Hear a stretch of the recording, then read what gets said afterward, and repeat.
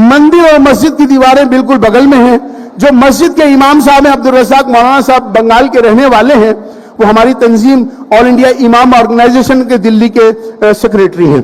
बगल में ही मंदिर है, उसके पुजारी बिहार के रहने वाले हैं। कि उन दोनों का प्रेम बताता हूं कि जब मौलाना साहब को बंगाल जाना होता है या कहीं जाना होता है तो उनकी जिम्मेदारी है पुजारी की, पंडित की, कि उस मस्जिद की सफाई सुथराई करना और टाइम पे अजान का दिलवाना।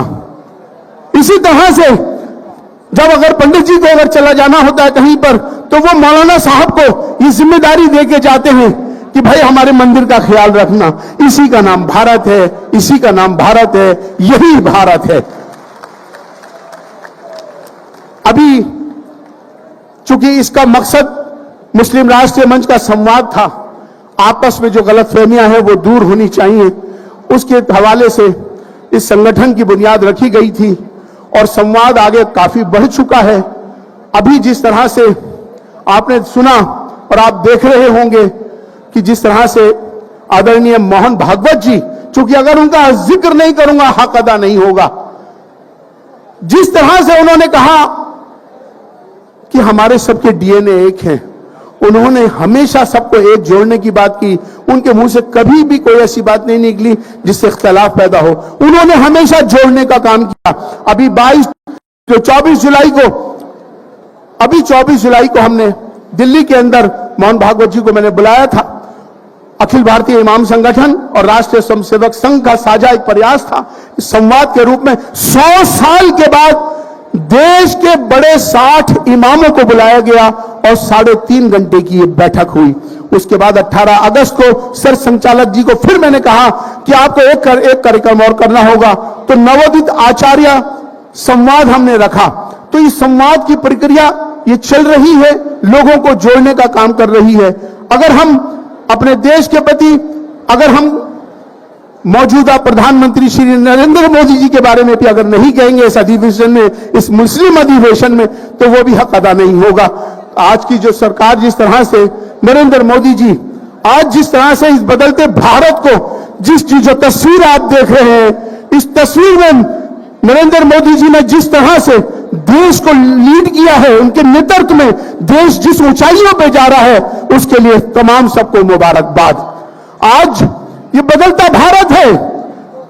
आज का भारत उत्तम भारत, आज का भारत नवीन भारत, आज का भारत श्रेष्ठ भारत, आज का भारत विकसित भारत, आज का भारत साक्षर भारत, आज का भारत सशक्त भारत, आज का भारत समृद्ध भारत, एक राष्ट्र एक परिवार।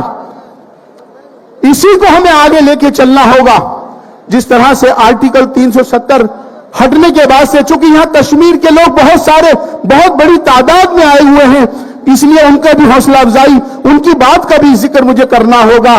चूंकि जिस तरह से कश्मीर के अंदर आज आर्टिकल 370 हटने के बाद से जो खुशहाली आज पूरे कश्मीर के अंदर है, उससे पहले कभी नहीं रही। आज वहां खुशहाल है, टूरिज्म बढ़ रहा है, तमाम पूरी दुनिया के लोग आ रहे हैं। इसी से चिंतित होकर पड़ोसी देश ने वहां पर जो आतंकवादी हमला करवाया, उसको डिस्टर्ब करने की जो कोशिश की, उसकी जो नाप तो है उसका पाक, नाम तो है उसका पाक, इरादे उसके सारे नापाक, काम सारे उसके नापाक। वो इसी तरह से इख्तलाफ पैदा करते हैं। आज चूंकि अब मैं अपनी बात को खत्म कर रहा हूं, यहां पर मौजूद हमारे डॉक्टर जगदीम्बा पाल जी मौजूद हैं। अगर उनका जिक्र नहीं करूंगा तो यह भी हक अदा नहीं होगा।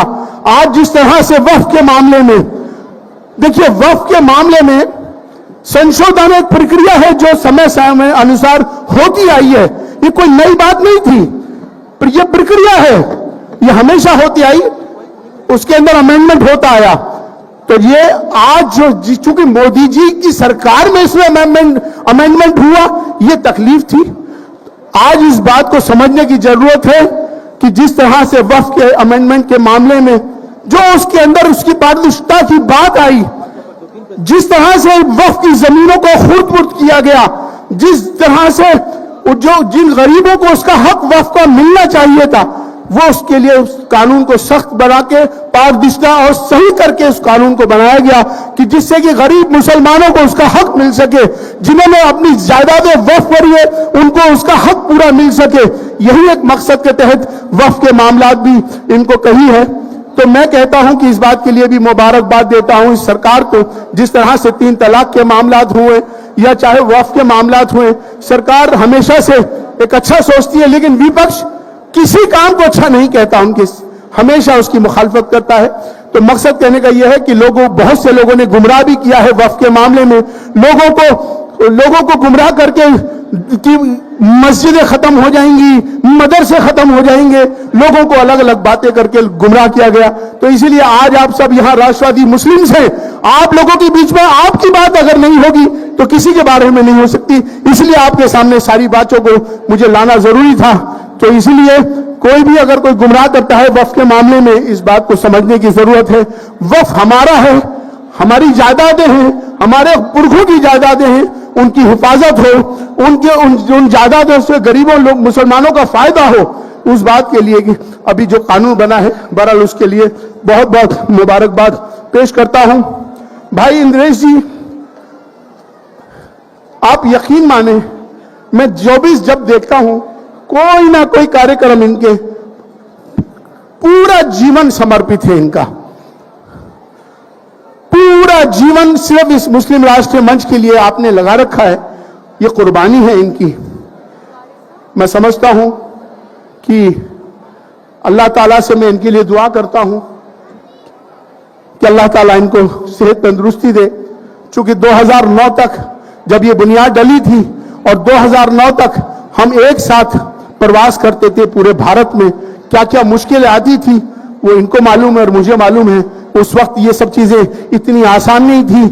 आज जो मैं भावुक हुआ और खुशी हुआ इस सारे मजमे को देखकर कि आज इतनी बड़ी तादाद यहां आज इकट्ठी हो गई है, आज इस विचार के लोग आ गए हैं सामने, वरना पहले एक नाम मिलने के लिए नहीं होता था, बड़ी मुश्किलों से थोड़े थोड़े प्रोग्राम करने होते थे, बड़ी मुश्किलों का सामना करना होता था।